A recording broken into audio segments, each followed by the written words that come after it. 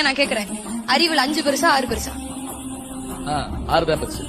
வைரமுத்தையா சொல்றார், அறிவில் 5 பெரிது 6 சிறிதுன்னு. ஒரு அருமையான கவிதை. அறிவில் 5 பெரிது 6 சிறிது. சீ மிருகமே என்று மனிதனை திட்டாதே. எந்த ஒரு விலங்கும் தன்னுடைய இறைப்பைக்கு மேலாக இன்னொரு வயிறு வளர்ப்பதில்லை. எங்கேனும் தொப்பை கிளியோ தொப்பை முயலோ பார்த்ததுண்டா? விலங்குகளுக்கு சர்க்கரை வியாதி இல்லை தெரியுமோ? இன்னொன்று, பறவைகளுக்கு வேர்ப்பதில்லை. எந்த பறவையும் கூடு கட்டி வாடகைக்கு விடுவதில்லை.